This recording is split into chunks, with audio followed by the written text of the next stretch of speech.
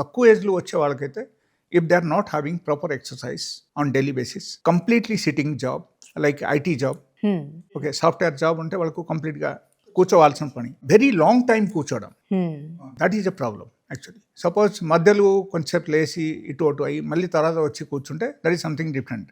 ఎలా కాకపోతే continuously sitting for very long time, it's a very unusual thing. It is not usually good for the human body. So దాని దగ్గర నుంచి వాళ్ళకు hormonal imbalance అక్కడ start అవుతాయి.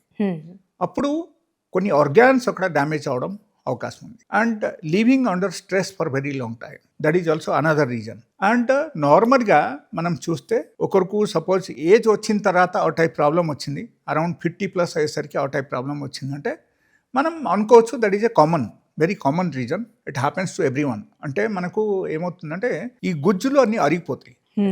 గుజ్జులు అరిగిపోతే కూడా అక్కడ మనకు నొప్పి స్టార్ట్ అయిపోతాయి. బికాస్ నీ జాయింట్ దగ్గరే మనకు బొక్కలన్నీ ఎట్లా ఉంటాయంటే ఈ టైప్ స్పేస్లో ఉంటాయి అన్నమాట. సో ఈ పార్ట్లు ఎప్పుడైనా సరే ఈ గుజ్జులు అరిగిపోయింది అనుకో, అప్పుడు ఇంకొక బొక్కలు ఎట్లా తగిలేసరికి మనకు ఏమవుతుందంటే ఆటోమేటికలీ అక్కడ మనకు క్రష్ అవుతుంది అండ్ మనకు నొప్పి స్టార్ట్ అయిపోతుంది. లేకపోతే due to any reason you fall somewhere else, road మీద ఎక్కడైనా మీరు పడిపోయారు, మీకు ఏమైనా డ్యామేజ్ అయింది, అక్కడ క్యాటలైజ్ డ్యామేజ్ అయిపోయింది, దానివల్ల కూడా రావడం అవకాశం ఉంది. అండ్ ఇంకో కొన్ని రీజన్స్ ఏముంటాయంటే maybe arthritis, maybe rheumatoid arthritis, maybe your uric acid level is very high. Due to that also you will get